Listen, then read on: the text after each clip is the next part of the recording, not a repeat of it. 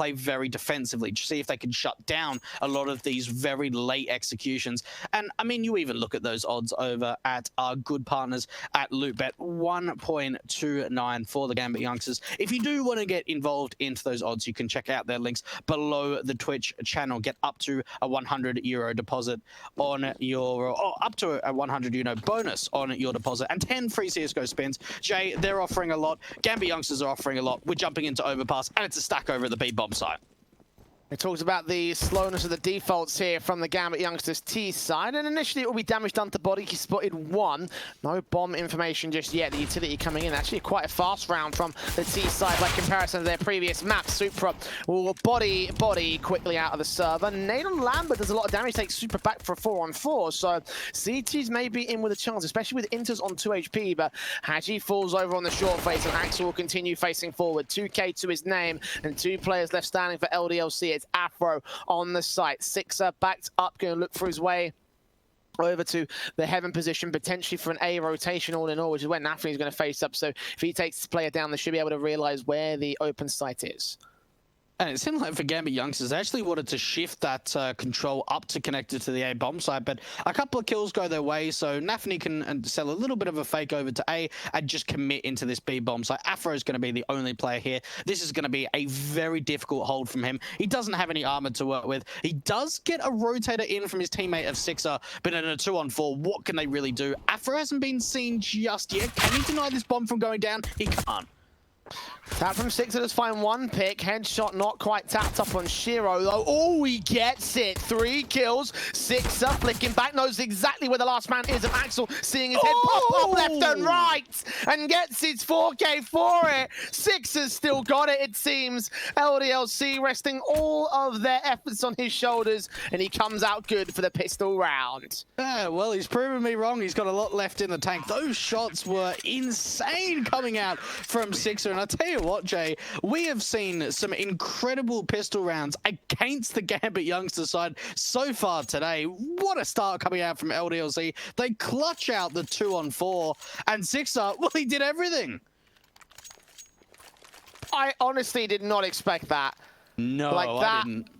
That was something else from Sixer. And again, 4 kills to start things off on the pistol. We saw Gambit youngsters struggle a little bit on the pistol rounds in the last map up. I didn't think it would carry over to this one. They did get a bomb plant, so they'll see the rifles coming in, which actually overall leads to a better buy than LDLC. But even so, a start for this CT side, and that is a hell of a way to get started as well. That's the way you get momentum on your side. It absolutely is, and for LDLC, you could not be happier with what just happened there. But you need to make sure, okay, you know, we got a little bit hyped, we got a little bit excited after that. We need to calm it down. We need to focus, because we're going into this. We've allowed the bomb plant to go through into the T side, so we can expect a force buy coming up. And they've taken some long control. A lot of map presence being taken from Gambit youngsters. They've still got a player towards bottom of connector, and one just starting to take this party control. So no real presence over to the B-bomb side, and that actually allows LDLC to have an aggressive crossfire. They've got Lambert looking out through the short pipe and a player to back him up. So great crossfires being set from the Frenchman. Haji and Sixer particularly to the bathroom's position, waiting for contact. They may see the utility from Nafny. Body ready to respond as Haji drops one. Body gets Axel as well. Inters to 4. Haji's getting Supra. This is a clean-up from the CT side. Not much resistance thrown in by Gambit youngster. Shiro will get a good headshot on the one man. Tag on towards Sixer next up, hunting for his secondary kill in this round. Now AK recovered for Shiro. How much more can he do from this? The CT's also peeking in from the dumpster area. Afro will take him down. And a clean-up coming in from LDLC. Wow, I was not expecting it to be that confident. That's an excellent round from LDLC. A great defensive hold around that bathroom's position. The way that they established the crossfire between one another, and they're pulling distractions. They're able to get a couple of kills in bathrooms. They pull the long presence out for the T's to kind of look in 2 directions at the same time, pull a bit of a distraction, allow the rotators to come up. And well, LDLC showing us that, well, they've got something to prove on Overpass, at least in the early stages. They're going up 2-0. No bomb plan coming out from Gambit youngsters, so it's pretty much just very light upgrades. A couple of P250s coming out, a single deagle. This should be a 3-0 start coming up for the French. And it seems likely for the CTs. And again, such a confident stance to swing into this map up with. They need this CT side to go well for them. Here on the mid default from GAMBIT youngsters, the eco with the basic pistols, no Kevlar, no utility. Deagle being the highlight weapon for Shiro. Super shoulder baiting, hoping to spot an AWP or just baiting a general shot from one of the M4s they got coming out here. The AK of Haji will also be spotted and heard. Just baiting in the info here, not going to act upon it just yet.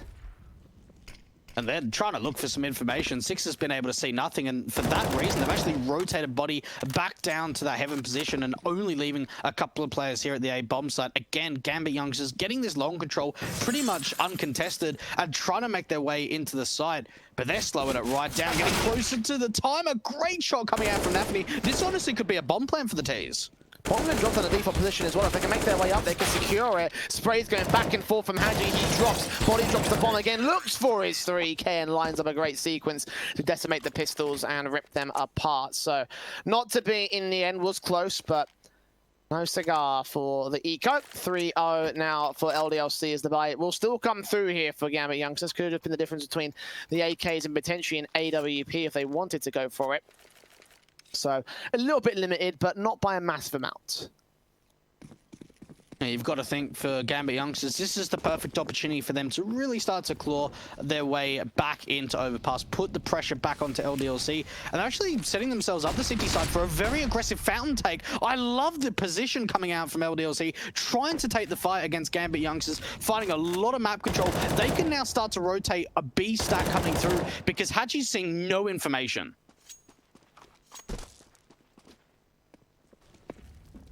Look at the utility coming out here towards the B site. Again, going for the basic execution. It's got what got them the furthest on the pistol round.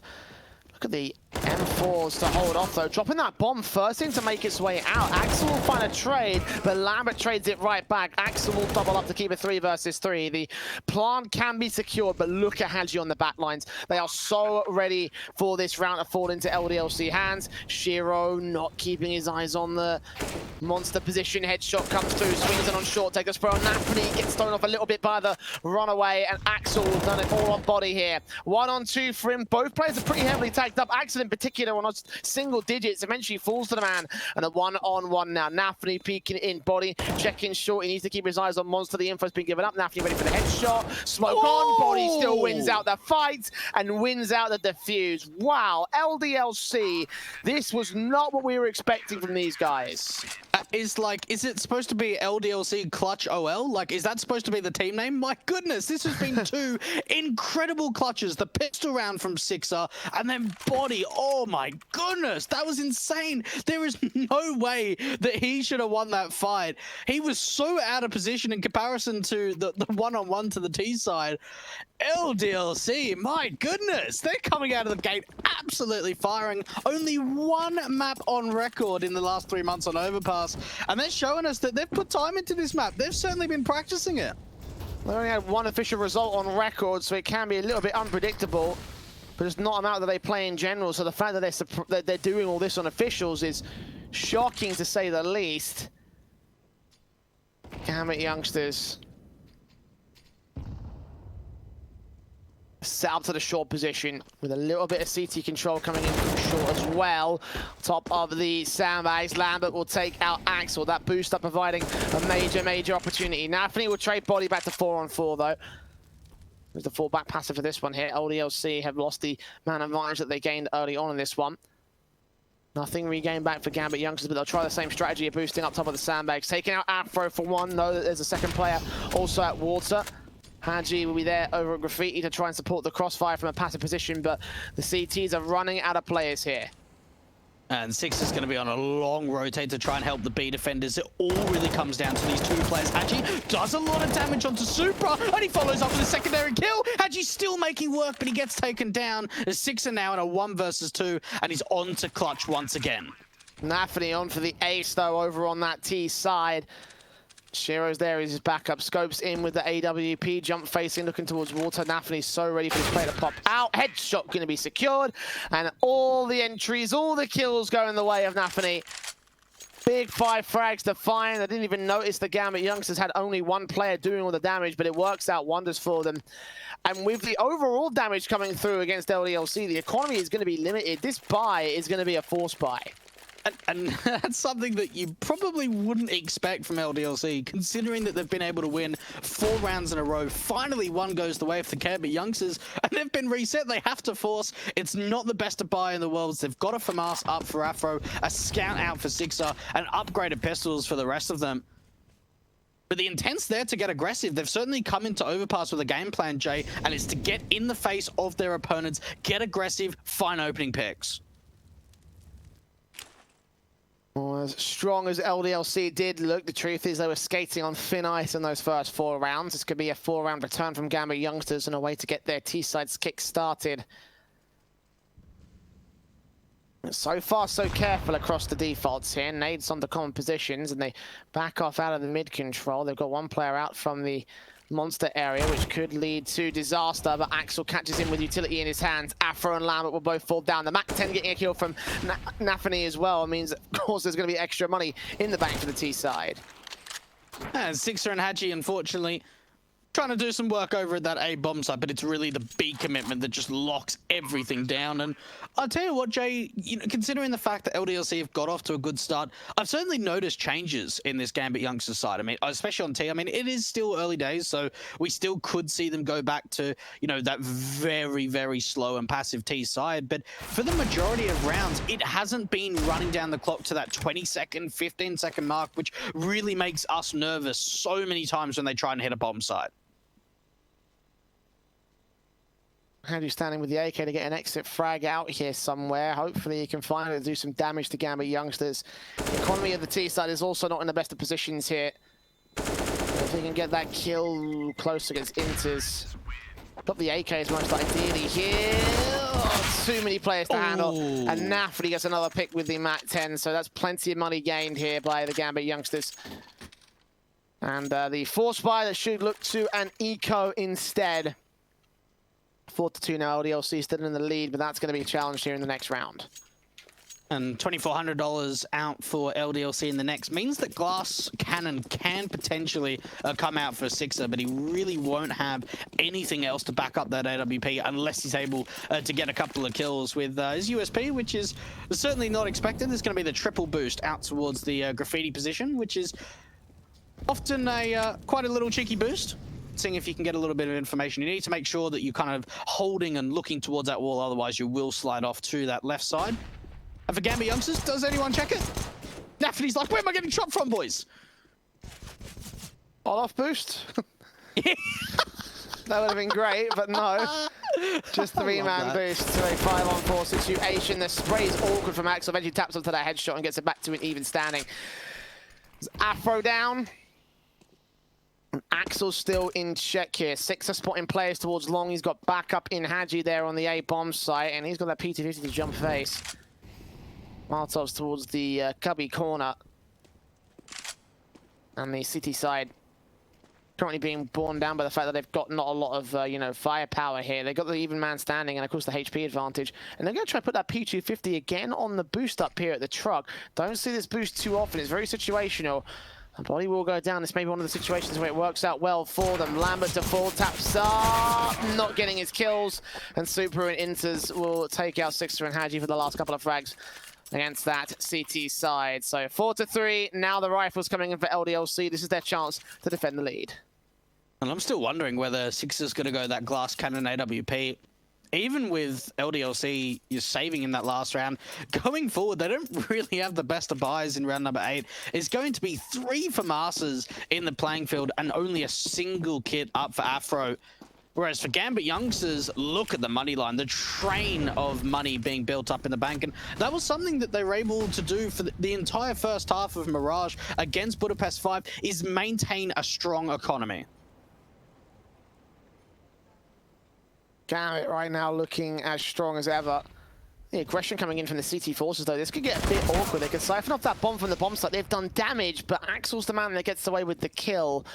Other player on short, Body's there towards the boost up. How's he going to face around the corner against Supra? Supra is ready for the headshot angle, so 5 on 3s. No trades go back to favor of the CT camp. Sixer will catch Supra off guard, but Afro falls quickly after the fact, so short and B-site control, well, not B-site itself, but B-site execution control gained by Gambit youngsters, and Sixer and Body in a 4 on 2. They've got very little chance of defending the hit. Yeah, you got to think that they're in the back of their mind even contemplating a save at this point. I mean, it's certainly something that they're probably not thinking like massively about, but something to think, okay, like, do we need to reposition ourselves for a save? What are we going to try and do here for the defensive hold? They are going to stack up at the B bomb side, but in a 2 on 4, this is going to be difficult. Body can't even find anything. These entries, man, how sharp do Gambit youngsters look? Much better compared to the opening 4 rounds for LDLC. I was kind of stunned that LDLC looked as confident as they did, but now Gambit youngsters are rolling. That is a train that does not stop for anything. Of course, 4 all, as you say. Very nice entries and frags around corners. These simple shots, simple headshots, simple kills coming in. As Gambit youngsters look to take the lead away. 4 all and eco coming in for LDLC. There's not much they can do to deny their fate at this stage. Could potentially get some picks back on the upgrades here. They've got Dingles boosted up on Afro. Body's got another one also on the B bomb site. A Caesar and a P250 for Hadji and Lambert respectively. But that's not much in the grand scale of things. No kits either for a defuse if necessary. LDLC, this is going to be them giving up their lead that they had in the early stages of the CT side. Only a couple of upgrades here, seeing if they can find 1 or 2 picks again. Having a bit of a stack over at that B bomb site. Not often are we seeing that triple A setup. It's normally the triple B. And this is back to, well, Gambit youngsters that we know best. Getting to a minute on the clock and really not having any presence at the moment in terms of map control. And slowing down the clock, seeing if they can slowly siphon off some areas. But well, already the CTs, they're now trying to take control and get aggressive. Axel getting Afro here.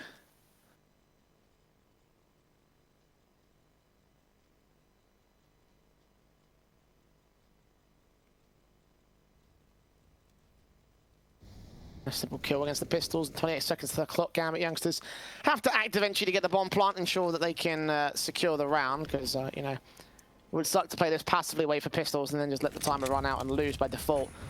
Got Lambert on site, who actually could be a major thorn on their side. Hold on.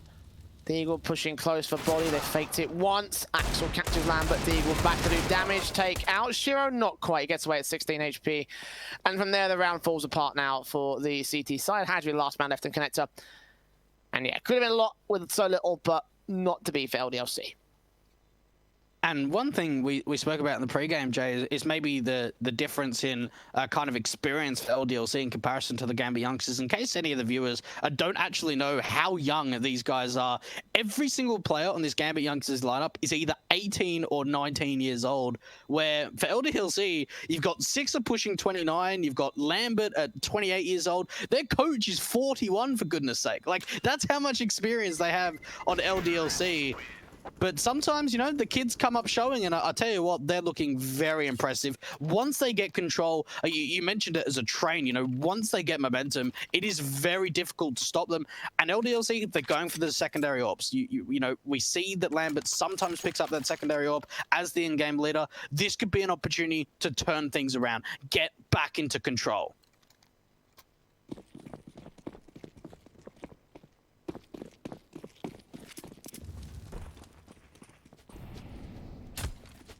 Sixer taking his orb straight down into the connector area, looking for first contact, but Gambit youngsters playing against them. Not going to take them at their face value. Play around to the mid and short positions. Lambert will be challenged by the AK of Axel. Forced back to 50 HP as well. Sixer forced to rotate out and try challenging here. Good flick, could find one, doesn't find any. Super quicker to the trigger finger, and the flick just not accurate enough. 5 on 4 situation for Gambit youngsters. Hadji left isolated here in the bathrooms and could end up going down pretty effectively. So we're going to make some noise out here. The peeking from Body will catch him off. Info being spotted. 4 on 4 situation here for the CT side. Oh, and Shiro, he spotted out Hatchet trying to force him back, and even Nafany, what is he doing there? Why is he on the edge of the smoke like that? He's able to take down Body, and LDLC are like, boys, what is going on? Why are they playing like this? They've got so many kills to A, but now they're coming back down to connected to B. Gambit youngsters, like, what's going on here? Some of the times, like, I watch them play, and I think, like, what are these guys actually doing? Why are they even thinking about going B when they found so many kills at A? And it wanted to get to a 1-on-4, so therefore Lamb is basically guaranteed not to get this round. Might find an exit on Inters, but with no kit, lack utility, no automatic weapon to work with, it's no chance. Better to save that AWP, and he ends up going down anyway, so 6 rounds in a row for Gambit youngsters, looking so good here on the T side. So efficient as well. The deadly efficiency we've seen from these boys has certainly worked out well for them in the past. A tactical pause forced on LDLC. They have been on the receiving end of the offensive for a very long time now. Now, Jay, I don't know if you've heard this one before, but if you have, you know, don't ruin it. Why was 6 afraid of 7? Oh, bloody hell, are you serious? Yeah, can't. What do you know why? Is it because 7, 8, 9, by any chance? Of course. Because 7, 8, 9. And, well, for 6er, you know, I thought, you know, got a bit of a tactical pause, you know, let's just rip it in, but it's a shame that you've heard it. Maybe the viewers haven't, though. That is like one of the oldest jokes on history. Like, I swear, I've heard that one since I was a kid. It's always good. It's always good. Always makes people laugh. Just because of how corny and stupid it is. Oh, dear. And it probably would have worked better in the next round when Gambit youngsters hit 7, so you know. Oh, of course you're going to have to ruin it like that. Like, right, it's your fault, mate, as far as I'm concerned, so you know. Eco for LDLC, therefore we should be seeing 7 for Gambit youngsters. There's now bombs left out in T-Con. A bit of aggression coming in from the CT forces. Afro could push so far as to gain information and map control against the T side. Because the Axel's ready for him, he's just going to shut him down as he makes his way out. Might get checked by Sixer on the trade, though. 2 spotted, 2 kills, headshot, sprays easy. And yeah, that was their best shout in this round for the CT side. It wasn't much. And in the end, it will be nothing. And Body with this deagle with a few teammates to try and at least held a defensive around this A-bomb site. They're actually looking to get quite aggressively around this bathroom smoke that they threw down around that divider position. Gambit youngsters, I mean, Shiro, at the end of this round, he's going to go up to 16k. The bank is just looking so solid now for Gambit youngsters. And if they get to 7, Jay, that's going to be 7 rounds in a row for the Russians. Look at the time, though. Peeking, CZ. Can't do anything, neither can the CTs that remain. Lambert, last man standing. 1 on 5, overwhelmed there. Rifles should be out for LDLC in the next round. They absolutely need to get that round over and done with. Double AWPs from Sixer and Lambert will headline things here. Unfortunately, the AWPs haven't really been too successful in the last couple of times that they've brought it in the playing field. This could be the opportunity to maybe see if they can find some impact. I mean, we certainly saw in the first 4 rounds a lot of aggression coming out from LDLC trying to take the fight. It seems as if they've kind of been shut down and they're very nervous to play aggressively. And now it's gone more into sort of a default passive kind of style where they're playing quite deep into the sides, not really looking for too much information. Oh, the nade stack onto Body. He gets taken down so damn low. That forces the AWP to go on this man as well. To get the M4 back on Lambert to do something. T-side set up, defaults out. The CTs just can't contest it. A smoke will go down to that B-bomb site.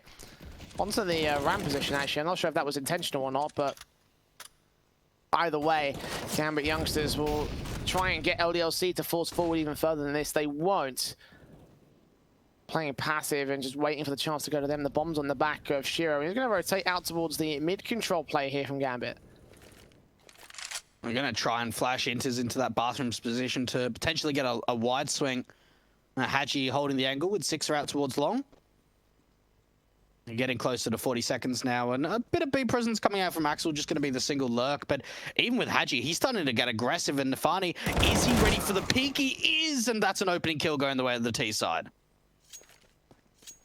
A 5-on-4 situation. Gambit youngsters make their way into A. 25 to the clock. Sixer has Afro to back him up. Axel will fall. Orb scope in. Shiro gets a wallbang. Super ends up getting a kill, but Sixer trades back with a 2K to a 2-on-2 situation. T-side players in front and behind him. If he can get Shiro down, he may still win the round. He's been spotted. The scope's out. The Glock pushing forward from Nafany. Sixer gets Shiro regardless. Walks straight into him. Backs turn. Nafany gets a kill, but 4 seconds left. Afro's on site. He's just going to hide and play for time. He will go down, but they've won the round. And LDLC playing Guerrilla tactics just to get them past the line here. Oh, okay. That was a really good hold coming out from Sixer. And he does so much work. He denies so much time of that bomb being able to get to the site that in the end, all Afro needs to do is just hide from that truck position, make sure he doesn't overextend and try and take a fight. But even winning a huge round like that, going into round number 13, they don't have the best of buys. They're on one of these forces once again. And for GAMBIT youngsters, this is a lot of utility to go quickly into the B bomb side. They're setting themselves up for an execution. Made on. This was damage to the T-side. SMG rounds the corner, takes out into. That's already a decent start, but a fast execution coming in from Gambit has the rifles to overwhelm the rest of the CTs. Afro left alone in a 1-on-3, and they know where he is. They can rotate back to the A bomb site. They've won the round from here. Oh my goodness. That round was won from Nafany, and he just cuts out so many rotations from the comm players that LDLC just can't even rotate to defend that B bomb site. Afro just... yeah, he's not even going to try and go for this. Just see if he can hold on to maybe an AK. He's picked one up over at the B bomb site, so bring it into the next round. But GAMBIT youngsters, they're going to find their 8th. And again, it seems like it's very similar to Mirage in the fact that Budapest 5, yeah, they won a few rounds here and there on that city side, but they weren't able to find round conversions, whether it was 2 in a row or 3 in a row, which never happened. And that's what LDLC have struggled with. They got that 4-0 start. They looked very good. Then there was a massive amount of rounds that go the way of GAMBIT youngsters. LDLC, they get on the board again, but they can't follow up.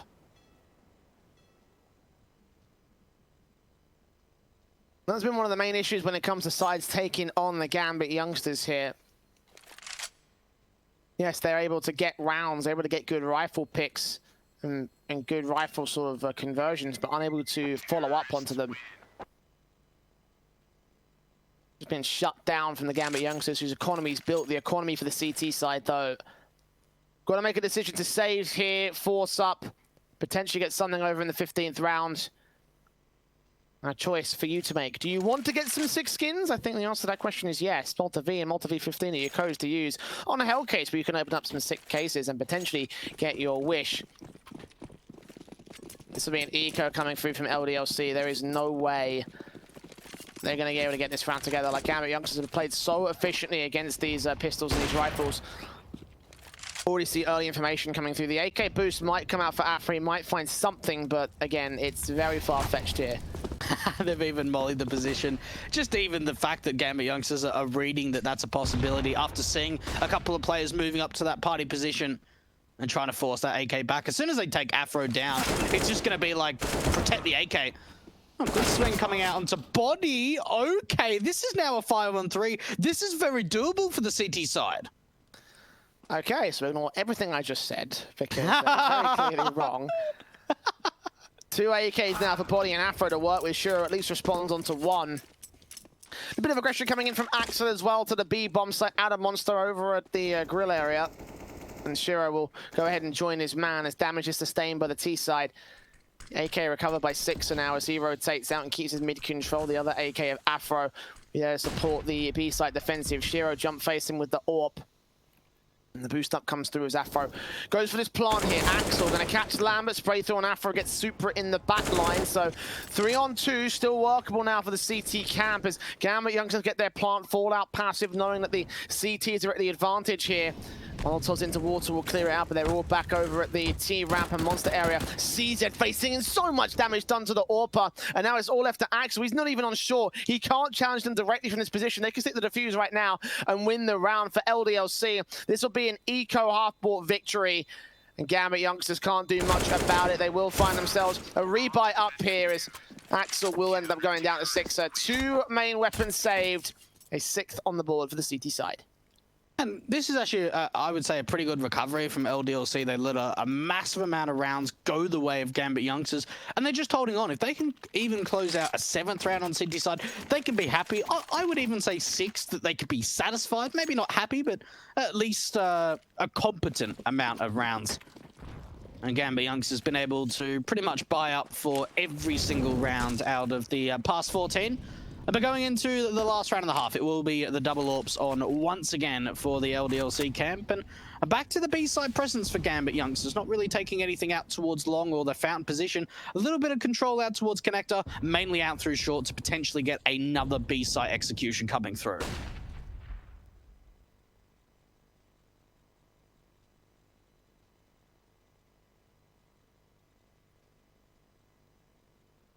Last round of the half here. GAMBIT youngsters obviously on their buy up here. Got plenty of money. They can afford a few more, but sadly that economy does not carry over into the second half. Body with the slow face in, dealt with by Suga, repositioning against Hadji. Hadji does find a trade, and Inters will try to protect him here. Three-man boost up from Axel. Can he get this together? He will check it, but Lambert takes him down. Hadji swings in, gets 2 more kills as well. Response from Shiro as GAMBIT tried something really risky, and it did not pay off. Last man left to try and rotate back to the A bomb site, but there should be no way back into this round for Shiro. Now, when it didn't work the first time, you're making so much noise. They're seeing you trying to go for the triple boost.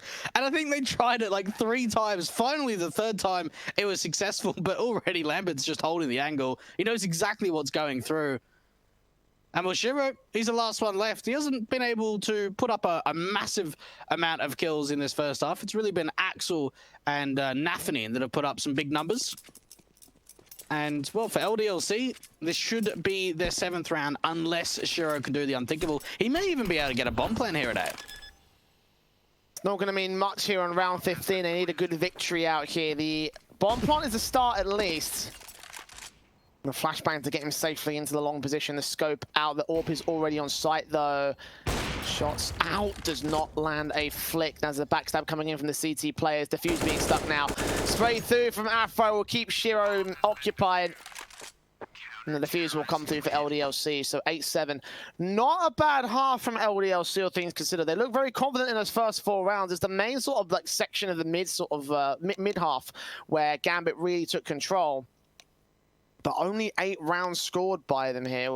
You know, would have expected a much better T side, considering, you know, it's their map pick, considering that LDLC don't really play that, you know, they don't really play this map, you know? Absolutely. GAMBIT youngsters can probably be a little bit disappointed that they didn't get off to the best of scores in that first half, but you've got to think now for LDLC, I can honestly see them really struggling on the T side. A lot of teams that don't play Overpass or just don't play a certain map in general, a lot of the time they struggle on the T side and find success on that CD side. So you've got to think for LDLC, it comes off the back of the pistol. They need to get some early momentum. They need to be able to use that aggression that we saw on that CT side to get in the face of their opponents. And, well, for GAMBIT youngsters, look how heavy this stack is out through B. There's 4 players here on the CD side.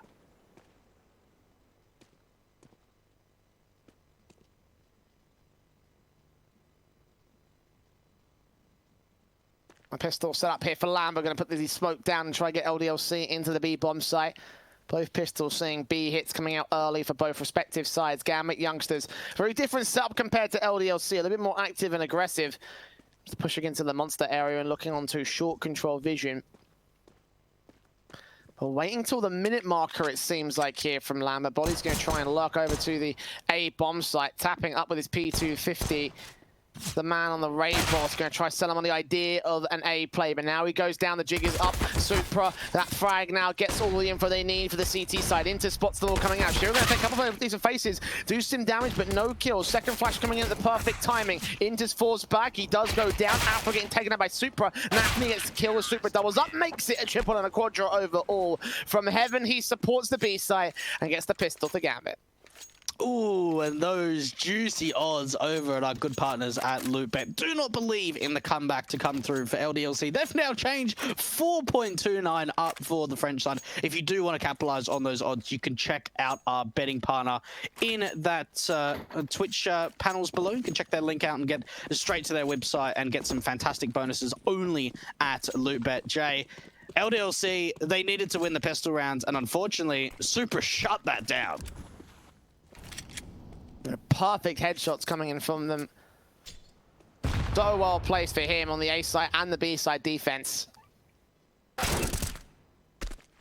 And even more picks back on the M4. Takes a dink down through Stubble, but Afro takes the casualty to return, so LDLC here on the Eco can only do so much damage as well. Like, if they were able to put 2 players in, get 2 headshots on the man, then sure, maybe that might have been a kill. Dropping that M4, taking it out of CT hands will be so valuable right now to LDLC, but for now they're playing so passive and careful because they've got so little to work with. These scopes out from Shiro will try to take a man down, but can't quite find anything from here. And they're just looking for something. It's seeing if they could just find an overextension from GAMBIT. But for the most part, it's pretty passive on the side defensive. They're not really over-aggressing, getting in the face of these pistols. And well, for LDLC, they have grouped up now towards this A bomb site in the bathroom's position. But there's 3 CT players here. Oh, the unscope from Shiro, giving up his best chance for a headshot. They do drop the bomb, and actually Axel holds on to control. Easy as that for the FAMAS USP, getting Haji for the 3rd frag and a 10th round of the board for GAMBIT youngsters. LDLC, nice try, but no chance. I don't know if the money is quite there for a reinvestment. They're thinking about it. Easy stuff clean up there from the rifle, so it's expected there that LDLC would lose that kind of round. But they do go for rifles in the end. They're going to have to just suffer with Lambert having a Galil in check. Only 1 player with a full set utility. But it is firepower, and GAMBIT youngsters only have so much of it out here. And they might go for a bit of an aggressive stance, especially around this fountain position. But Supra, oh, he's so blind. Oh, they haven't seen him. How have they not seen him? He's been able to cross behind them. Supra, he's hearing the footsteps. This should be an easy couple of kills coming through. How has that happened? GAMBIT youngsters. Oh, my goodness. I don't think I've ever seen that kind of a timing and repositioning before. I'm in disbelief. How has that worked? Of all the things that work, it had to be that. Supra, 2 picks to his name. AK for cover for him. I don't know if there was a second AK. There should have been 1. But either way, the scout shot from Shiro, just doming Sixer to add extra insult to injury. 4 on 2. GAMBIT youngsters should have already run the round here. Oh my goodness. And yeah, it is. I mean, that's such a statement from Shiro. Great shot coming out from the scout, just doing some jump spotting out towards his long position. And well, he knows where both the players are. He can call the rotations in. Good shot does come out from Lambert. Now, if they could take down the next side defender, that's going to allow a bomb plant to go through. But there's a backstab play from Nafany. I find his way in from Connector, and Lambert, if he goes down to this man, that's going to be an SMG kill, a bomb dropped. 27 seconds as they know that they're there towards mid somewhere. Haji now giving up the ghost towards long. Nafany slowly creeping in, all up the timing against Lambert. SMG kill comes into the shoulder bait, spots out that Galil takes it down. AK will drop quickly after the fact. And there it is. Another round for GAMBIT youngsters, getting free upgrades as well from their SMGs and the M4 as well. But it was all down to Supra's push play there in the midst of the smoke, which is basically what won them. I don't watch know how it again. I would have thought the timing would have at least got like a bit of information. I would have thought they would have seen it before we entered the smoke. So I honestly don't know how that happened. it must have just, like, I can imagine LDLC being like, how? Like, I need to look at the demo to figure out how that's just simply happened. But 11-7 up for GAMBIT youngsters, and going into round number 19, it's only a very light investment. A couple of upgrades here and there from Deagles. And this should be a pretty easy cleanup coming out for the CT side. Already a couple of kills coming through. And for the Frenchmen, they're just looking for a couple of cheeky headshots.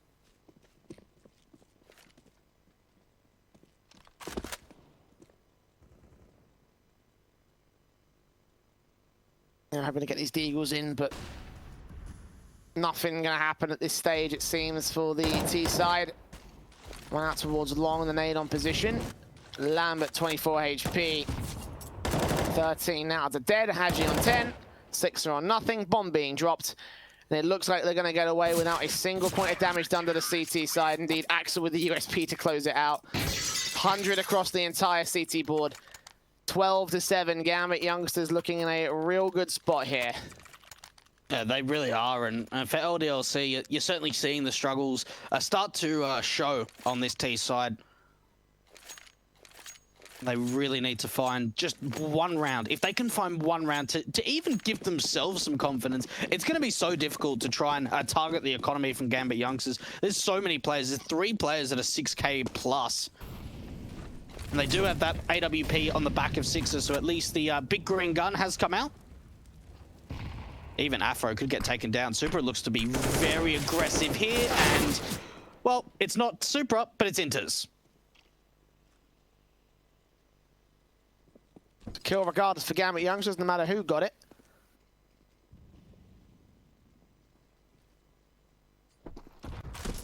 Hadji press up with the default here alongside Sixer into connector and underpass area. They've got a short split also set up here from LDLC. Potentially looking towards the A site play. Gambit youngsters are quite heavily backed up right now on the A bomb site, and in generally passive positions, with the exception of the B players who are pushed up so close. And Nafri going to reciprocate now out towards this corner play. He's expecting the T side to come towards mid, and he'd be right about this. They're actually going to lean towards bathrooms instead, so they may walk right past him. Oh, flashbang so perfect! Oh, it's not the greatest of sprays, but at least it's the information. The bomb gets dropped, it gets recovered, and the trades just keep coming through, but not in favor of the T side. We're getting closer to 30 seconds left. LDLC need to make a play. Do they go A? Do they go B and split through connector? They need to make a choice. Lambert's going to try and play something out here towards short. No idea where Supra is. He ducked down into the corner, ends up going down. Hadji will pick up this bomb in a 1 versus 3 now. 20 seconds as he continue the B campaign. He should get heard here. Supra's going to hear those footsteps. AK train in his position. Hadji checking it. Easy kill. Easy 13th for Gambit youngsters. Look to put their first map on the board. And as an update for those of you who aren't currently watching the Fate vs Budapest 5 matchup, it's not a good day for Fate, Dweg. 16-5, they lost on their first map. It's what? Yeah, Budapest take it. What was the map? Mirage. And it was Fate's map pick? No, it was Budapest map pick. Oh, okay, okay. Even still, 16-5. Damn, that's okay. Fate are in for a bit of a rough time, and I suppose you can say for LDLC, especially on this T side, they're putting a lot of presence over to the B. Bomb side Supra, he must know that it needs to be a rush into. Oh, but he needs support. It's only a 1-for-1. Body gonna have to get forced back out by the incendiary here. Good utility response from the CTs, and look at Axel bracketing in the T side presence here. In connector, squeak door is closed as Body peeks out, gets Inters down. Hadji gets nothing next up. 4 on 2. The CTs on the B side are slowly getting picked apart one by one, and Axel needs to wait for his chance to peek in. Flash over. Hadji drops down. Looks at Body as well. Awkward spray, but couldn't make it a 3K. They now know where Shiro is, but they've dropped the bomb and the Orb's peeking up. 2 players to find. They're going to peek away. Still the Orb gets that kill. Now Sixer's got to pick the bomb up, rotate it back to the A bomb site here. Gonna make some noise, or is he gonna go B? Is he gonna try to play the mind games against Shiro? Shiro's read this, or has he? He's also considering a wraparound towards the graffiti area. Who's outplayed the other? I think Sixer may have outplayed Shiro here. As soon as he uses a bit of utility, honestly, anything, it's going to give the information back. Now, with that smoke going down, Sixer's actually going to fake a B play and go back to the A bomb site, or is he? He's actually smoked himself off. This is very uncharacteristic on how to play a 1 versus 1. He's trying to fake that he's faking B to go A, but he really is going B. Shiro, scope up, he's read it well, sees the head, does not connect the shot, and Shiro trying to force him out for a decent kill. 10 seconds after 5-7 on site, and he's planted open for the sandbags. Scope in, not going to go for the wall bang. He sees that piece of utility, the flashbang going out, missed out for the first and the second, and Sixer whiffing both pieces of both flashbangs. Did not blind Shiro. As he peeked, he thought he was safe, he thought wrong. Simple kill for the AWPer, and 14 to the board of Gambit youngsters. He had 2 flashes, and unfortunately, Shiro, rather than just turning away, he's like, no, I've got this. I'm going to kill him even if I'm blind. And he doesn't get blind at all. The thing is that both of them missed. So he's just there, just kind of like, okay, I'll take it. Like, what? Yeah, no, that's really unfortunate there for Sixer. I gotta be honest, I'm not really sure about re-smoking yourself out through short. It seemed like he was trying to play a bit of a mind games and just see if he can bait out a rotation from Shiro, but unfortunately, the finesse was not there in that one-on-one, and for LDLC, the struggles only continue.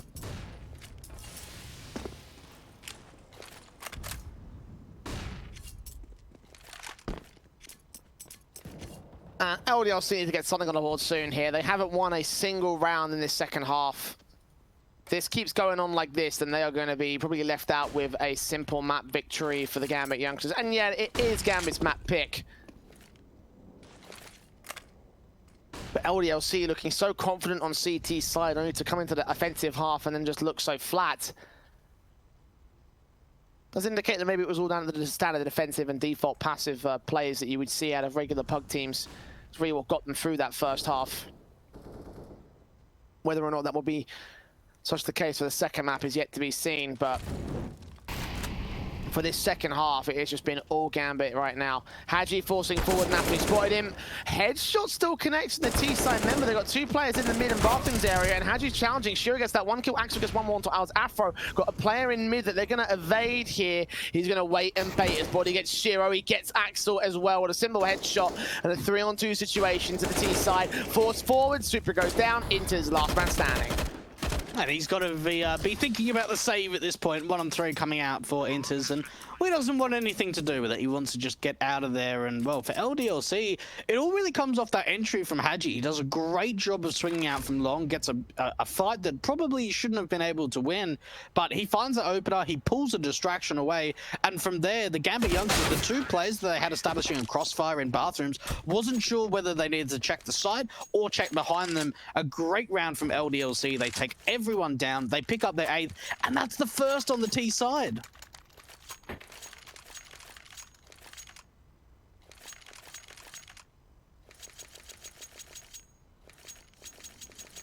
Has taken a long time to get here. And to their credit, LDLC, they have managed to, you know, do some damage to GAMBIT youngsters to the point where this is a 4-spy now for the CT side. AWP in, M4's out on 2, and AUG, but also for Master Supra, and the utility is limited. Limited beyond belief here for the CT camp. LDLC can make this work. Right now, they've got the defaults in play for the T side out towards the monster area. They've got Inters playing close. He's expecting a B side play, and if they do, they will get shut down.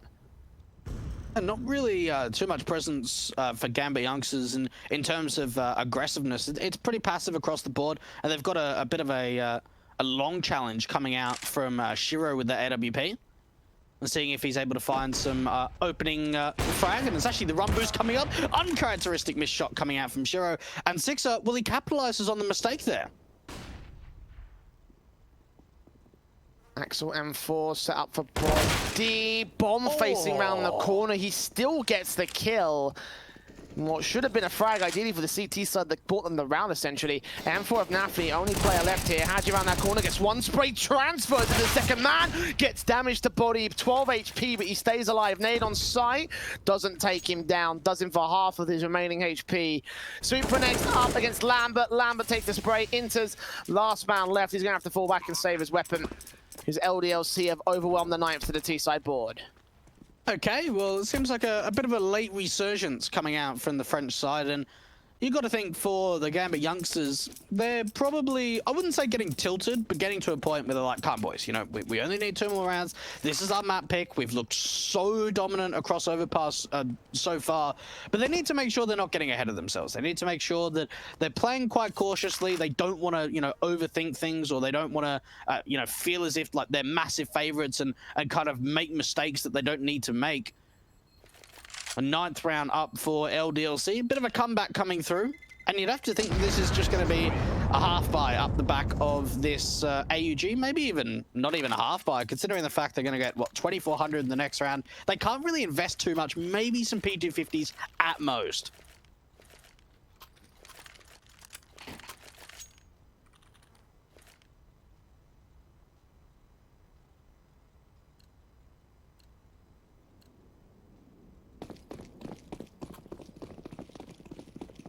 Yeah, the AUG of Inters is going to be the main thing for the CT side. You can see how quickly he's playing aggressive here. Out towards Connector, looking for an underpass challenge. Molotov's out. He's going to stay back here and 3-man boost up into the jungle area. Supra. Try to back up a little bit. The USP up. You hear some footsteps. We're going to wait for like the squeak door to open and Nafne to receive some contact. They're essentially set themselves up to bracket them into the short control here. No such presence will be shown by LDLC in towards the monster areas as far as they'll go. Damage done to Afro early. Now with smokes coming up, the CTs get forced back a little bit as they do lean towards the B-side play. Running into this heavy stack. Unfortunately, it's only the AUG out through Connector and only those USPs out of the B bomb site. So for LDLC, they just need to make sure that they're using their utility right, getting those flashes in, making sure that those CTs are blind. But it's going to be a dry run out to the B bomb site. Inder's going down, Nafne spotted. Super and Axel do get 2 good picks. 3-on-3. It's still winnable for the T side. Oh, but Six are caught looking the wrong way. Damage done. They take him down. What is going on? What is this? Lambert with the AK, a 1-on-3. They've got bomb control. This is a full eco from GAMBIT youngsters. The AUG didn't even pick up the kills. It was all the USPs, and Axel finishes it off with the AK. AWP recovered as well. Map point for GAMBIT. Oh my goodness, and I can just imagine Lambert, like, boys, just maybe even just silence. Like, how do you lose a round like that? The AUG didn't even get a single kill. They're up against 4 USPs at the B bomb site, and they lose. Oh my goodness, that's heartbreaking. And that's going to be a tough pill to swallow because they were bringing a comeback through. Things were looking pretty decent for LDLC, and then they lose a round like that. They absolutely bucket it. That was just not... That's just unacceptable for me, for LDLC. Like, sure, if they pulled out a strat like the 3-man boost, got a pick or 2 with that, and then made the round fall apart from there, fine. But it was just standard faces out on the B bomb site in open angles. Boost up coming in for the AK. Will try to look onto the heaven position in Toxic as well. But the CT's playing against it. Then that boost could come through from the Ts, and they're just going to be like, nope. Nafne will hear that. Put a HG on, which will reveal the information at the very least. Trying to get some more out from them here. A minute to the clock, and LDLC going to slow walk into it. Super going to take the first man. Afro standing by. Their utility does come out. Inter's ready for a face-in against Six. So the smoke goes down. A flash also being faced away from.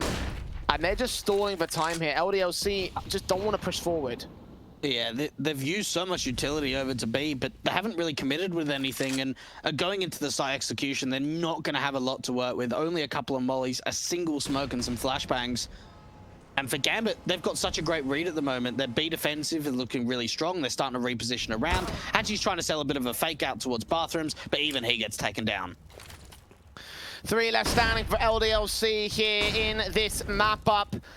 Afro trying to find something, but Super shuts him down. Does not get Lambert next, but that's a 3-for-1 trade to the favor of the CT side. And Inter's making his way out towards the ramp position. Bomb plant. Not quite denied, but Lambert goes falling anyway. Six are spotted at the end of the smoke. Gets 1 AWP pick. Needs 3 more to stay alive here in this map. Up the flashbang going over.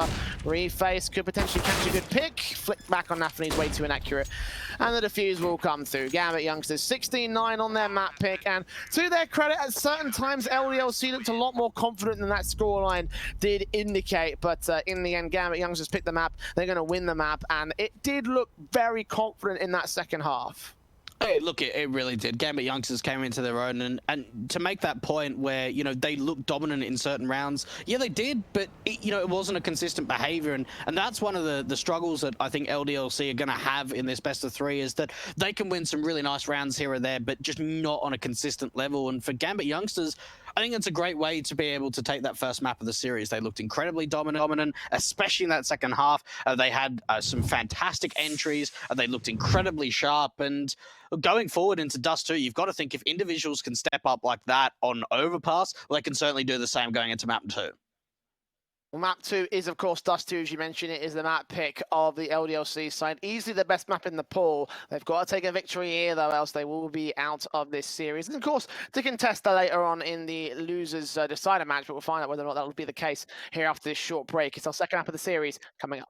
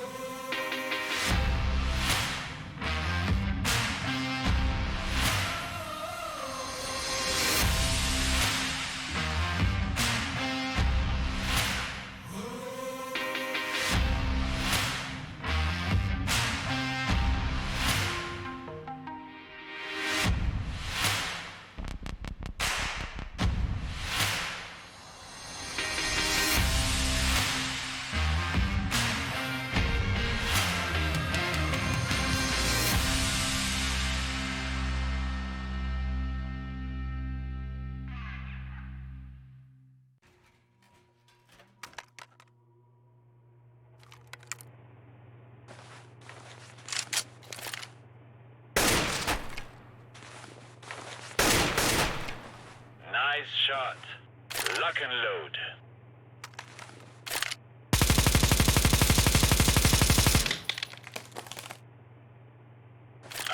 Wow, very good. Let me show you how it is done.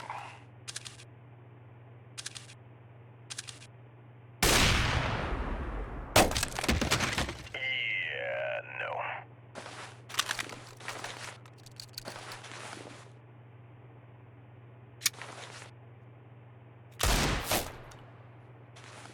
Woo, damn! That was one of the best tickle fights I've been to.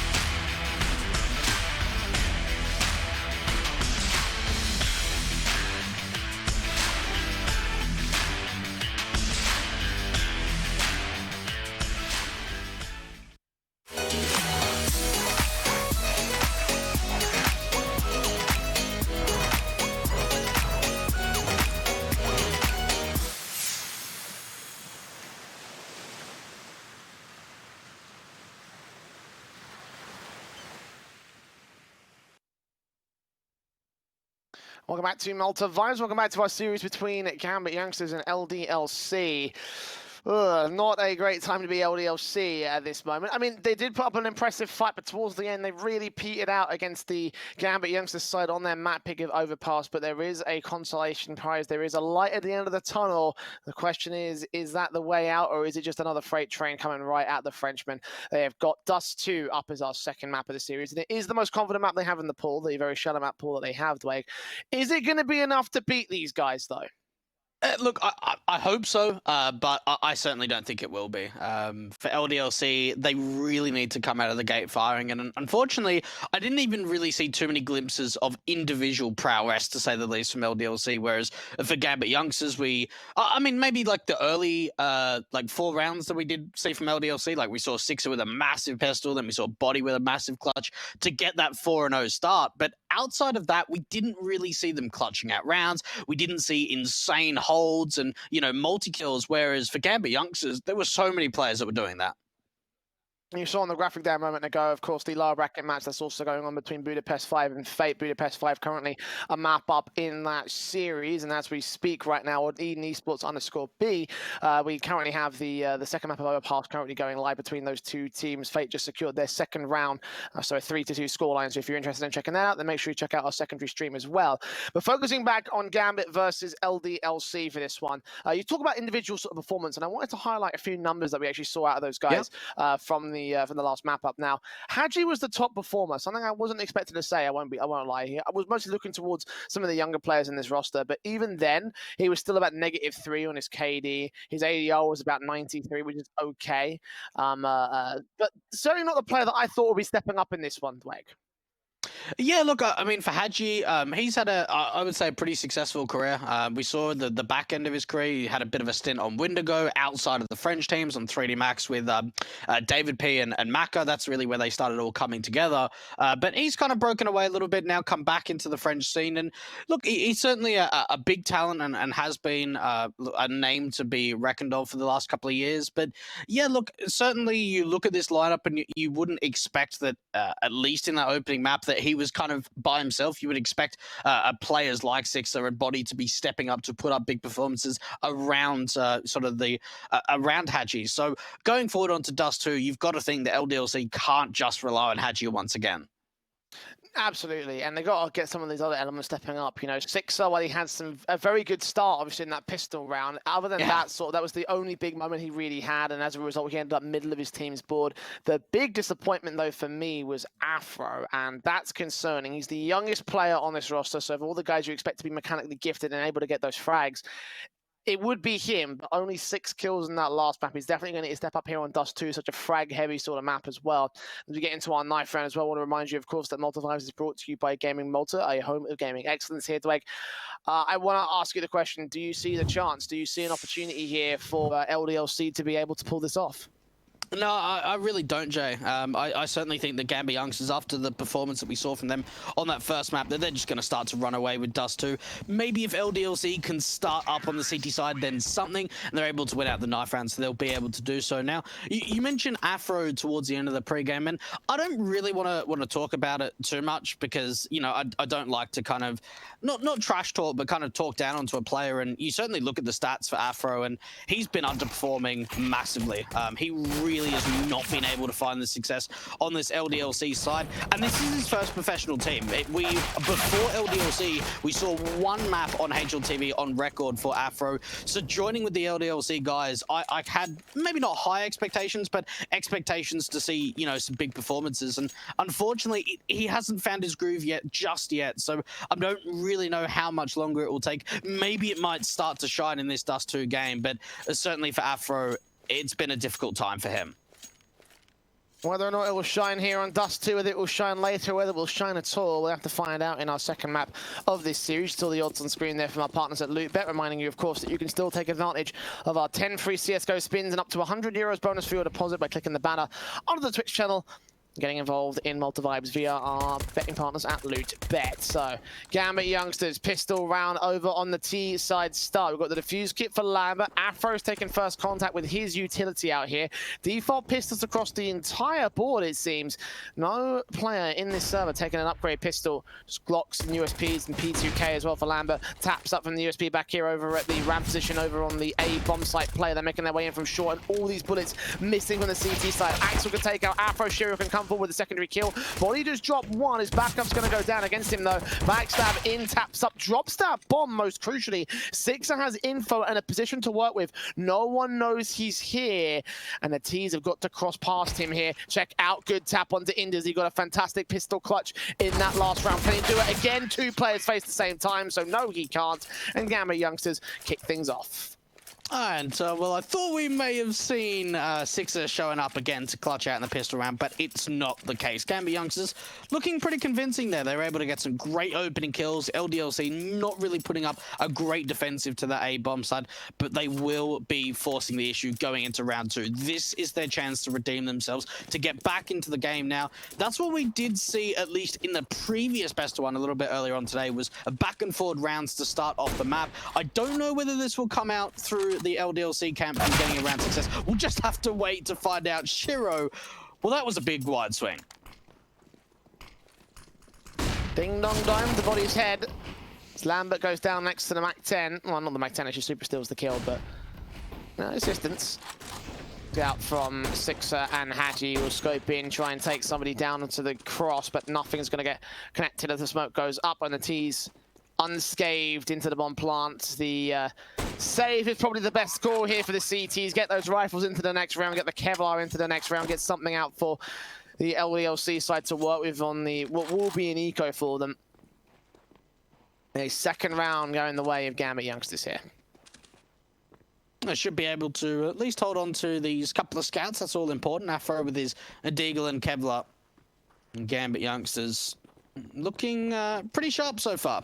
Going out through long, pretty fast commitment. Shiro just wide swinging, and from there just committing quickly to that A-bomb site.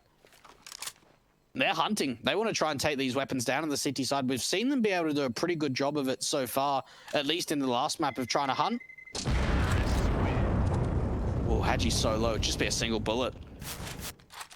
Oh, they all survive.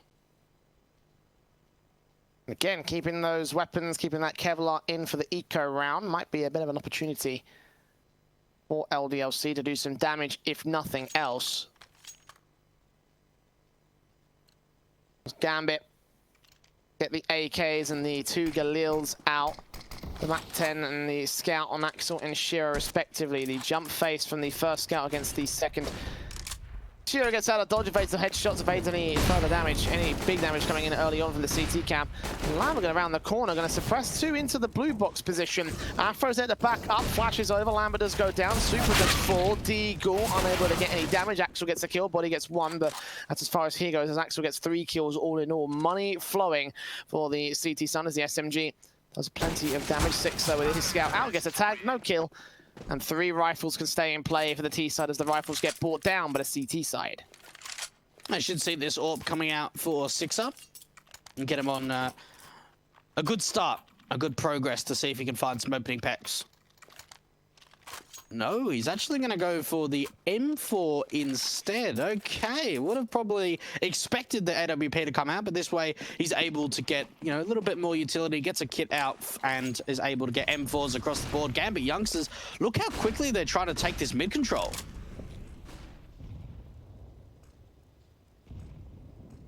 Very fast and aggressive, and very little resistance put up by LDLC. They're not going to challenge at the mid doors. They're not going to push out from short either. They are passive as anything. Probably because they haven't got the same amount of utility here. They can't probably flash around these corners and try and force them blind. Yeah. But either way, that's going to be a ton of map control gain for Gambit youngsters. And since it's like part of this, like half the strategy in Dust 2 is gaining that map control. That's already a major advantage being gained by the T side. It really is, and it opens themselves up for a lot of options. They've got a lurk of Inters over at that B bomb site. They've taken the short commitment, so they can try and drop a couple of players into CT. They can go for the A execution. They can fake short and split out through the mid to B. It opens themselves up to so many different opportunities, and it looks like that's what it's going to be. It's going to be the fake out towards the short face, and into the mid to B they go. The Super taking out Lambert, got to check out the window position, bodies on site. Manic Spray while blind does take out one. Ooh. And 2 kills, all right. Dropping that bomb as well, but no further presence here by the CT forces in that mid position. They're going to have to flash through the smoke, put up over to the CT spawn. The Orpa Shiro falls out of dodge here into the lower tunnels. Molotov down on the upper tunnels as Hadji's going to make his way in. Orp does just about stay alive, actually, as Hadji gets a kill. Nafany gets one back over on the mid position, and Shiro's got to stay alive from here. 2 on 2, and they might have access to the B bomb site in a moment's time. He gets Sixer down, turns around against Hadji, expecting him to also face forward. Just going to try and force him away from the bomb site, probably take the kill away from the man. The M4 might consider a save with no kit, and that's exactly what he does. Oh, that's so frustrating. That is so frustrating. How they weren't able to trade out Shiro, I won't know. They were trying to swing him at all costs, and they were spamming him down. They were trying to get him around the corner, and unfortunately, even with the jiggle peaks coming out, they're just not successful. Another round for Gambit youngsters. Some great openings to that B bomb side. Body did such a great job, but it's like he didn't have any support. I guess you could kind of say that he was alone in that B bomb side, but even the rotators, they didn't find any success on the retake.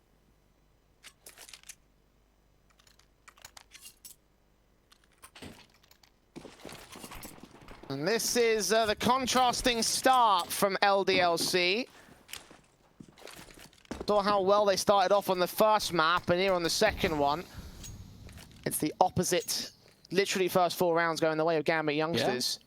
It is on the T side, so there's always that, but same can be said for LDLC on their CT side of Overpass. This could well be a 5-0 start and everything, you know, the M4. The only thing that they've really got to work with, the flashes over Lambert with the 5-7 falling back out to the B door. Shiro gets body for the first frag, Super gets Hadji for the second. That's the M4 dropped as well. And this round's pretty much all but over now. Maybe the Pistols can see if they can find a couple of kills, especially with how low Super is. And play out towards mid. Lambert gets taken down. They know where Sixer is. And for anyone at home that was wondering what that smoke was from Body, it's actually pretty cheeky. You can throw it getting aggressive out through short. It actually bounces off the skybox to land in front of the longhouse bedroom position. So if you want to try and, you know, put that into your own games and see, you can check back the demo of that last round onto Body's POV. But you've got to think for Gambit youngsters, right? What a start onto Dust 2. They're 5-0 up. LDLC haven't quite taken a tactical yet. If they lose this, then I'm pretty sure they will.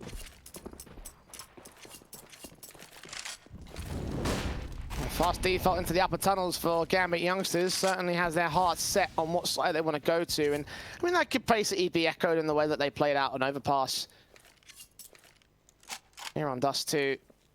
Onto the B bomb site with only 1 player to defend. If they can get that Krieg in on Sixer, get that headshot. Maybe the Orpa Shiro could also do some damage on a challenge, but only man to defend it. He's basically just got that tunnels control. Lambert and Afro have got to take mid, and when they're just getting in each other's way, that will turn a HP advantage for Gambit youngsters. Potentially kills to go their way. They take out a high HP face on shore as Body is first pick.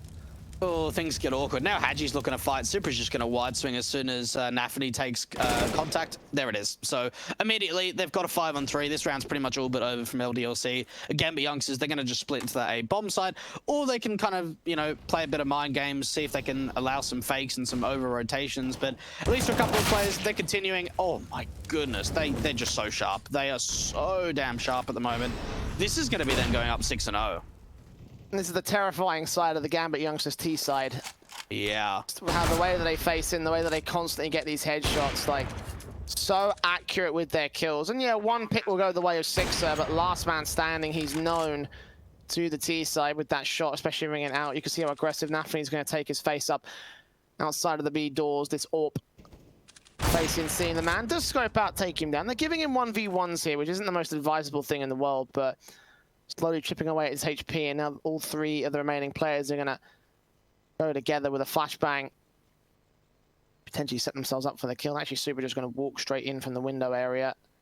Take the man down as soon as they spot him. Flash in, shot missed. Axel gets the kill. Super with 3 frags. And Gambit youngsters 6-0 here on the T side. A tactical is forced out from LDLC because this is not the start they wanted on their own map pick. No, it's certainly not. Lambert yet to get a kill. Afro yet to get a kill. Hadji on 1. Things are not looking great at the moment for LDLC. And Supra, out of all players, the Estonian on this lineup, putting up some big performances so far. I just want to make a point, by the way. Yeah. LDLC, look at those numbers. There are 2 players that have yet to get a kill. Yeah, that's right. Yeah, 2 on 0. Big stuff. Like, well, just to contrast your point about Supra, just like, what's happened to LDLC on this second map? Well, the thing is, they've struggled to find a kill, and honestly, it's probably come down to a lot of these rounds. They haven't had a lot of utility, so we've seen the short commitments coming out just time and time again, and just every single time it seems like GAMBIT youngsters are winning out these fights. The Pistols trying to get aggressive up towards the top mid area, could potentially see if they can catch some of the members of the T side off guard, and well, Nafferty, he spots out information. Oh my goodness, they've got a 5-on-3. Well, I asked where LDLC went in this map, and well, they've answered. They're back. Inters with 1 pick. That's all the T-side are going to get here. Axel, edge of the smoke, making it a 3K as Body gets a quick tag back on the scout shot. A 1 versus 1 now. Supra's going to challenge him. He's got the bomb, though. Looking back in, the scout ends up falling. And they do take significant casualties on that T-side, but they come out with a round. And with the money being built the way that it is, it doesn't really matter. Oh, that was so close. That was so damn close on the Fredge side. And, well, what is at least easier is for you guys to get some fantastic codes over at our good partners of Hellcase, Malta V and Malta V15, to get a little bit of cash in your pocket and a 15% refill bonus to get some sick skins while we continue the matches over at Malta Vibes. LDLC, we've seen the double orbs coming out on the first map of Overpass. They're going to continue going into Dust 2. Can they be impactful? We'll just have to wait and find out. Incendiary flash in. Lambert going to get forced out of the AWP. They know where that 1 player is. A reflash in. The Super's going to know that he's just going to keep facing up here. They've used that second flash, another HE to do some damage. But he knows that AWP wants to peek first. Another Incendiary, knows smoke going down from Lambert instead. He's got another HE he can put on Supra's position, but they're going to opt against it. They've given up no information as Afro finds that first pick in lower tunnels. They've gone quite aggressive here for LDLC, and their aggression is what's working out against GAMBIT youngsters. So they try and force them further back. They have a 5-on-4, potentially more kills to fall their way. Supra caught out by Body, especially as Axel responds towards the A-bomb site. 2 more kills for the man as he looks for his 3rd frag, runs out of ammo, but buys a line in for the bomb plot in a 3-on-3. Oh, this is still very doable for GAMBIT youngsters. Even with the backstab coming out, they had so much information. They forced the T side to take that long control, but Axel brings this round back into the 3-on-3. 2 players coming up from short. They're actually going to bring a 3rd player over. Now, with Shiro getting aggressive, he can either wrap around behind them and give the information up that there's no presence out from long. They only need to focus on CT and short. Nades on, Inters with the AK standing by against Body. AK round the corner. They've wasted quite a lot of time getting themselves into the bomb site with Axel and Goose as well, getting 1 pick. Sees the AWP. Backstab coming in on short. There's Shiro to drop 1. Sees the last man. Does get taken out, but he's stalled for enough time. It's 8 on the board for GAMBIT youngsters. A flawless take of the half. This T side is looking damn good, and certainly a far cry from last week's quarterfinals. Are you sure you want to pick Dust 2 LDLC? You sure? Well, this is the thing. This is my main concern when it comes to picking Dust 2. Yes, it's a strong map for them, but yeah, it's just when GAMBIT youngsters get on a roll, especially on the offensive half, it is so difficult to stop them. And we're seeing the case point right here. Yeah, look, I mean, you look at the stats line and you can understand why they picked Dust 2, because Dust 2 and Nuke are probably their 2 best maps in the map pool at the moment, and GAMBIT youngsters don't have the best of success on this, but when they get going, they're unstoppable, and that's really what we're seeing at the moment. Top mid control coming out for Body. This actually could be a pretty good backstab to the long players, but even still, they've already lost the opening man advantage. And he's still slow facing into this long house as they're going to rush straight in towards long position. The bomb's still out in the open, but Axel gets 2 picks. Now Shiro's just going to make his way out. Tap up from Body, just dropped that bomb. But so much time for GAMBIT youngsters to recover here, so it's going to rely mostly on Afro sneaking in from CT spawn. There's no way they don't check this. The smoke's up to the bomb. I think that Body can still see it. Cross out, Deagle up, doing damage, looking for 1 man back here. They're going to face forward to this one. Super could drop that bomb, but Nafferty comes forward, takes the kill. Body drops next. And Inters is having a fantastic time. I don't blame him. I mean, he's having a fantastic time. He's got 2 kills. He doesn't need to do anything though. Like, honestly, Axel has just been unbelievable. He put up such a great performance in that first map. He's 16-4. He's finding entries just on such a consistent level. He's doing so much work at the moment. Mate, Axel has found like 48 kills so far this series. He is on fire. Wow. He is on fire right now. GAMBIT youngsters don't need anybody else to frag. Just put Axel up front and just let him do all the damage. And already they found a kill. This time it's Shiro with the AWP. Molotovs in and out to the bomb site. They've already cleared A. They can already secure a bomb plant. LDLC are already a man down, making it 2 with Shiro getting another pick in mid. And like at this point, what hope do you have for the Frenchmen? They need a serious change of pace here. I don't know what they need to do, because even when Shiro does things like that, just hits nut shots with this orb. And, well, they've only been able to get a single kill. 6 is going to get charged down. Oh, even Axel to finish it off. Man, oh man, this is a rough time to be an LDLC fan. And, I mean, for the org for LDLC, they've had, like, you know, so many different team names. They've had what? LDLC White, LDLC Black, LDLC OL. They had normal LDLC. Maybe they need to go back to just normal LDLC. Maybe the OL's not working.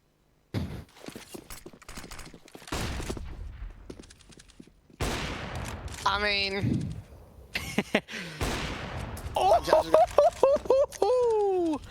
Okay, you have a point. The OL's really not working for them right now.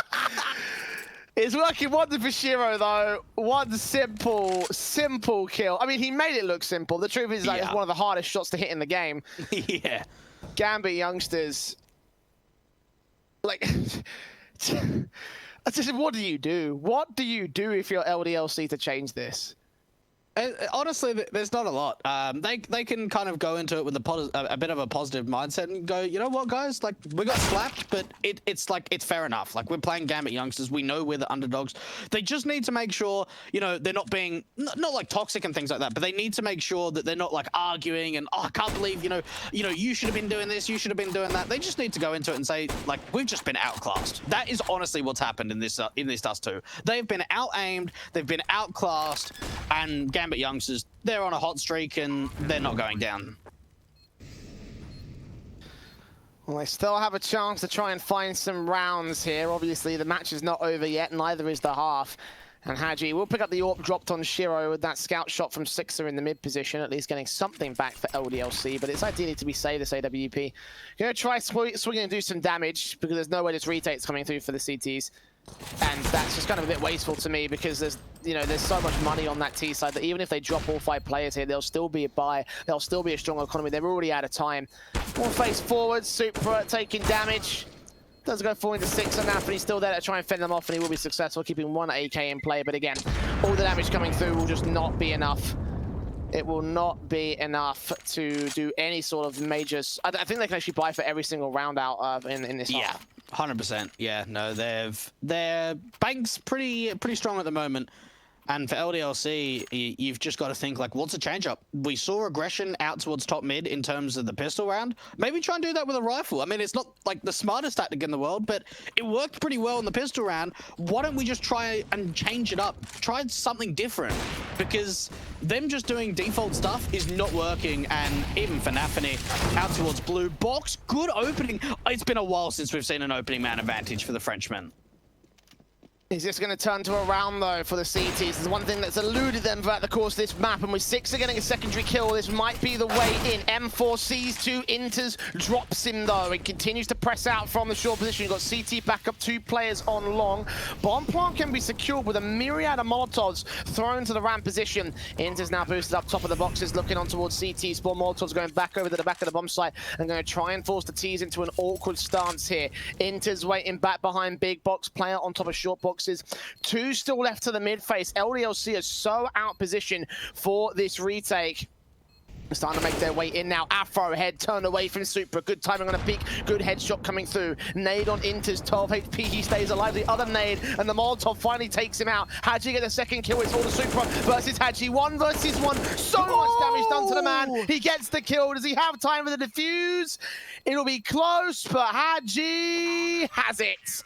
Finally, 12 long rounds later, and LDLC get their first on the CT board. Oh, mate, that's a big clutch. And Hadji, of course it's him. That's a huge round from him. You know, I can imagine the comms going absolutely wild for LDLC.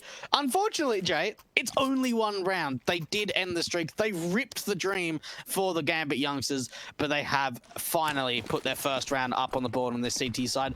And then bringing the double AWPs out once again, and Shiro just does that. Why not? Of course he does. They'll probably go quick into B now. And what was LDLC's biggest problem in Overpass? Not connecting a second follow-up round. I think that may just happen right here. Fast plays coming out from the T side, and damage has been done by that nade. Good kill from Lambert coming in, and a second pick as well. The smoke not able to bloom towards the mid doors or the B doors just in time. With Body getting Axel in the mid face, it's a 4 versus 2, which actually could work well for them. Flash is coming in. Shiro and Inter's back here. Orp placed away, re-smoke down, Body gonna move up. Shiro ready with the AK-47, Inter's down, very low HP. Shiro's got to try and provide support. Incendiary coming out, further flash over, gonna try and force Shiro out in the open positions. He smoked behind him to back him up. He can't do much there as Inter's falls quickly. LDLC, wow, this took a long time to get started, but now they're starting to look good.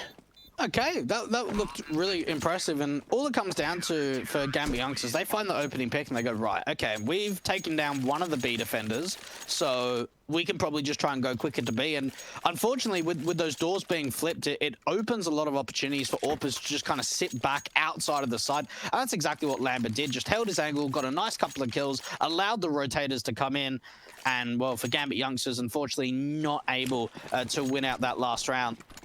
So it's 2 on the board for the LDLC camp. Things are looking much better than what they have done for most of this first half. Incendiary is out to try and force positions here onto the CT line. The Molotov back from Lambert as well, as LDLC look for another good kill and hope to open up this round into a 3rd on their CT board. If they can, and that would be great. Obviously, for reasons of, you know, taking this map overall, and taking this half to a decent stance here. And Incendiary is to return back from the T side, and Body will take a bit of damage for it. Full sat and smoke, keep that mid door suppressed. And all in all, a lot more passive from GAMBIT youngsters here. Looking on the longhouse control, Hadji going to get blinded off by this 1 second flash coming through, and they actually do find the opening kill. Got Sixer alone here with the AWP to try and hold up against them. Gets that 1 kill, traded back immediately. A site could well be overtaken here.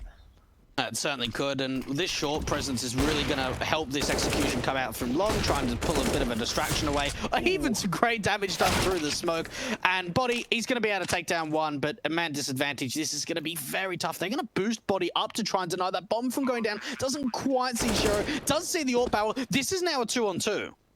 Very doable now for LDLC. Axel backed up. Got Body tapping his way through. A jump face from Body will give away some info. Nafany back here towards Long, seeing the heads. Can't quite take him down, but Axel still gets Afro. On for his 4K in this round. Body jump facing. 1 bullet will always need to take him down. And Axel just going to wait and bait and expect his player to peek out. Get his 4K. Nice and simple for GAMBIT youngsters. Axel puts up 21 kills in 14 rounds going into round 15. He's been the standout man for this T side and may look to stand out for 1 last round here on the T side. He's absolutely mental. Absolutely mental. And he's the only player in this GAMBIT youngsters side that has actually played for professional teams before joining this lineup. But on actually the GAMBIT side, their main team, when they had that back in the day, and 5 balls. So he's really put up a bit of a monster performance today. And, well, Hadji has got aggressive towards the upper tunnels. It seems like for LDLC, when they get aggressive, they win fights and they find advantages.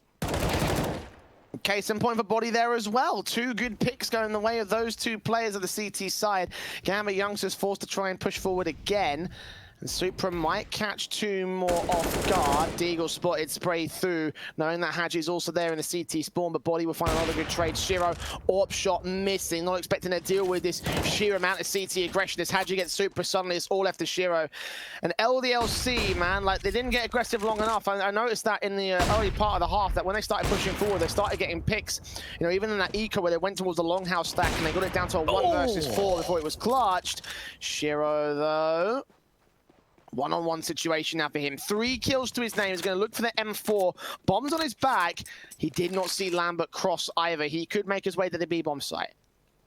And this just comes down to Lambert. Does he read the play? Does he read the play that it's going to be a B play, it's going to be an A play? He's going to hear the bomb, or at least the bomb plant coming through, especially in the position that he's in. He's actually repositioned himself really nicely. He's now going to backstab onto Shiro, but he's been able to pick up an AK. He's got a smoke and a flash, and he's got time to work with. Closed for the window position. Smoke down, AK facing against the... Oh, takes the headshot. 1 bullet's all he needs. Shiro with a 1v4.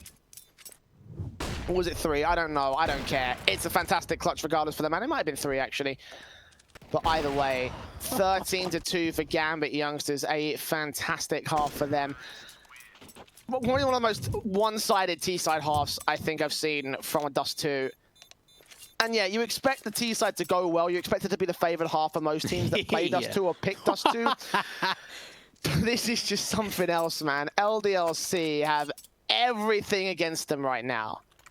Yeah, look, I certainly am with you there. It's probably the most one-sided kind of tier 2 professional CSGO game that I've casted on Dust 2 in quite some time, especially with it being LDLC's map pick. That makes it even worse. But look, going into the pistol, they need to get off to a good start. There is a fair bit of utility up for the CT side. The person's out fast from long. Shiro! Oh, Shiro! That's 3 massive kills! Oh my goodness, he shuts that all down! And it's all down to Sixer. All of his teammates are gone. 1 on 5. What has just happened? Shiro, what are you made of? Made of picks, it seems. Axel's got some competition riding up his rear. Bomb out in long. There's no way Sixer can clutch this unless he gets every headshot for an ace. A 1v5 ace. It's just not even possible. He'll drop down to CT spawn. They'll hear it. He'll tap up, look for headshots, but they all know where he is. They all know how to deal with this. Gambit youngsters, and more specifically Shiro, with a pistol victory for the CT side. That was over instantly. Basically, instantaneously, those 3 taps came in. He was in the open. Like, he was so far in the open. They were trying to fall back to that car position. And Shiro was like, well, I need to fight because I'm not going to have time to fall back and go passive. I'm just going to keep fighting. And somehow finds an insane 3-piece. My goodness, were those quick. Oh, LDLC. You got to feel for them. You really do. You really do. You really, really do.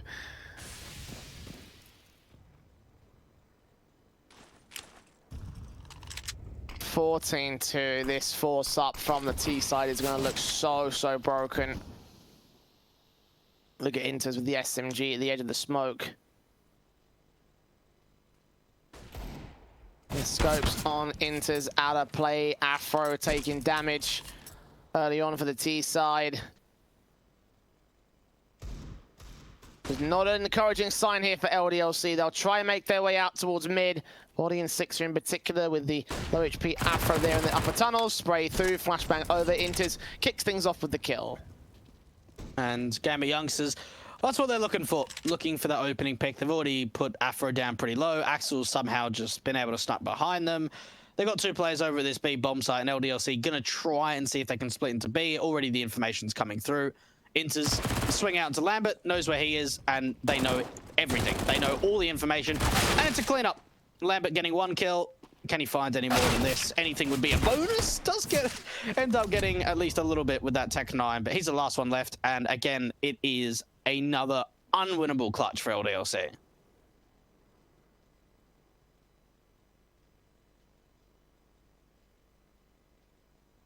15-2. match point for Gambit youngsters. Like, who would have thought this going into LDLC's map pick? You know, like, they had an all-right showing on Overpass. From that, I would have said, hey, they'll get to double digits, and, you know, they'll keep it close against Gambit youngsters. But this has been anything but, anything but the performance we saw on our first map.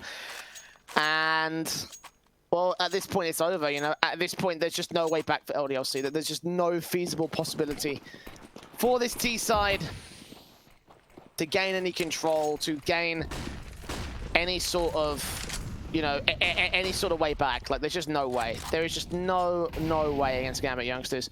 And they'll play quick to the short position, hoping to get some sort of play out to the A-bomb site, but with 3 players total to defend it, you would imagine that, you know, it's going to be scouts and SMGs here to defend them, but Gambit should be able to find the trades necessary, and there shouldn't be much coming through from LDLC. It's certainly going to be a tough one, even to try and see if they can get onto the bomb site. Scout out for Shiro. It does get a bit of information. This HG could certainly do some damage. Oh, it does so much. It's actually the scout. He's able to tag another one up. Shiro doing so much work, but he needs a little bit of help here. The scoping does end up falling down to Afro next up. Nafany has rotated out. They've got Axel also there with the FAMAS that drops the bodies. Hey, K47. Nafany getting 1 kill back. Facing away as the bomb plant is received. Nade up on Afro, 8 HP. He's so low. Further players coming in from short as Afro drops now. Deagle in for Lambert. Sixer, they're towards Gandalf. They've got no incendiary, but Lambert falls anyway. Sixer takes a face! That spray transfer! What? Saving LDLC in this matchup. It's the AK doing all the work there for the T side. I don't even think he aimed at him. I think it's because he was walking that the accuracy was off. What? Hang on, let's have a look at this again. What? What? What? He didn't aim at him. What? Okay, of course. Just classic CSGO. What was that? What? So did it go through the box, or like? I think it went through the Get Right Gandalf box into a headshot. I think we need to like take that demo and slow it down per tick to really find out how that shot connected, because that's lost on me. And, well, it's LDLC claiming a 3rd round, and AK for Nafany, though, and enters with the Deagle. Gonna take control of the lower tunnels. 3-for-1 trade, favor the CT side. And this might finally be the end. Despite a great survival round, it doesn't look like it'll extend much further than a 3rd. It certainly doesn't look like the case, and they were even trying to hunt Sixer. They want to try and take him down. They're so aggressive towards top mid. The Sixer does take a couple of players down, but he's now into a 1 versus 1, and it's down to Shiro. He's got bomb control. At this point, he doesn't have to move from this position on the map here. He can smoke up. Bit of a gap to that left-hand side, so not ideal. He should know that he's there in the upper tunnels or the lower tunnels. Shiro going to push out quite aggressive for this, try and counter backstab on Sixer, who hasn't got much time, so ideally, this would just be a play against it into that tunnel's position. Sixer gets out of dodge just in time, grabbing that bomb, falling back out mid. Shiro waits for it, sprays, takes him down. 16-3, he did play the right place at the right time, made it work. And we get one more final look at this spray to see how on God's green earth Sixer got that. And you get to see his 3K. That almost won in the round and almost kept LDLC alive. And unfortunately, you know, Dust 2 was a whitewash, to say the least. The Gambit youngsters, man, were they insane. They looked so damn good. And I'm really pleased. I pinned them as